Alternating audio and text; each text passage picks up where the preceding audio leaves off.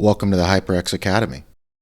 Today we'll explore the Ply Manager and Ply Form tools in HyperX, key components for defining and managing composite plies.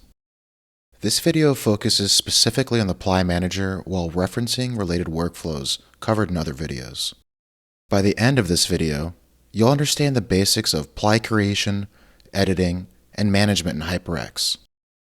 For advanced topics like ply exchange with CAD, sequencing, and as-manufactured fiber orientations, refer to separate videos. In this video, we'll use the UAMW model, which already includes some predefined plies as a starting point. Today, we will use two primary tools, the Ply Manager and Ply Form. The Ply Manager is your central hub for organizing and viewing plies, while the Ply Form allows you to define and edit their attributes. These tools will work together to streamline ply management. There are three ways to open the Ply Manager. 1. Right-click on the structure and select Manage Plies. 2. Use the Ply Manager button in the Composites tab of the ribbon. And 3. Double-click on an existing ply to open both the Ply Manager and Ply Form. The Ply Manager is your central hub for managing ply attributes, including coverage and element membership, ply orientations, and stacking sequence definitions.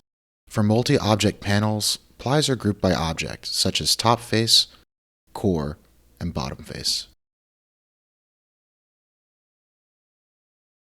Now, let's define what a HyperX ply is and its key attributes. Each ply requires the following inputs: a unique ply name, a sequence ID which is automatically assigned by HyperX, material selection where you define the ply's material, orientation in degrees relative to the material direction, and FEM element coverage, which determines where the ply is applied. Additionally, you can define optional inputs such as per element fiber direction for advanced customization, and tool surface definition used in specific workflows. In the Ply Manager, each row represents a unique ply, and multiple plies can be grouped together in a sequence, as long as the coverage of those plies does not overlap. When viewed in the viewport, these rows correspond directly to the visualized ply in the model. For example, selecting a ply row highlights its coverage and orientation in the viewport, making it easy to see how it fits into the structure.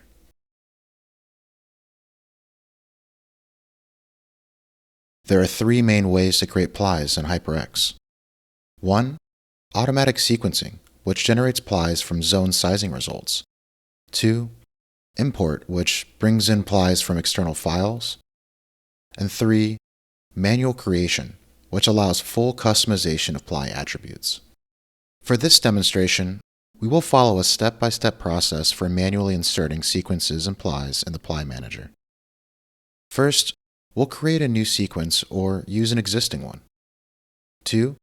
We'll then add a ply and define its attributes, such as material and orientation.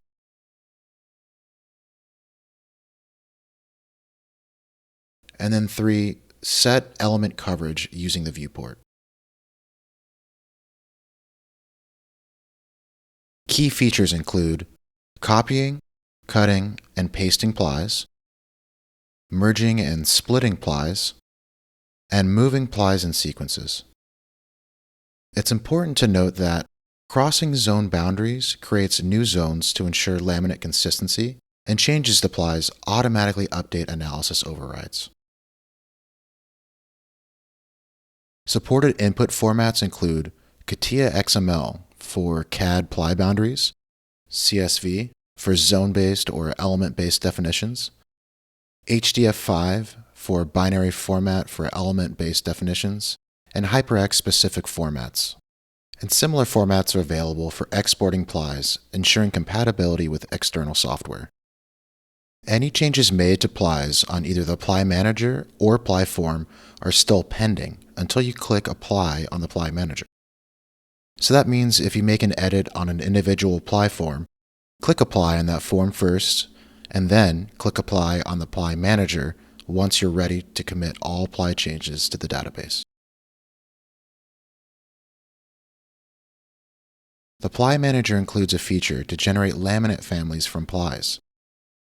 This functionality allows you to map unique ply stacks to laminate family members. For a detailed walkthrough of laminate family generation, please refer to a dedicated video on the topic. We've covered the Ply Manager's essential features, including defining and visualizing plies, and creating, editing, importing, and exporting plies. You now have the foundational knowledge to manage plies in HyperX.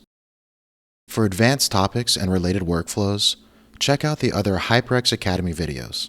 Thanks for watching.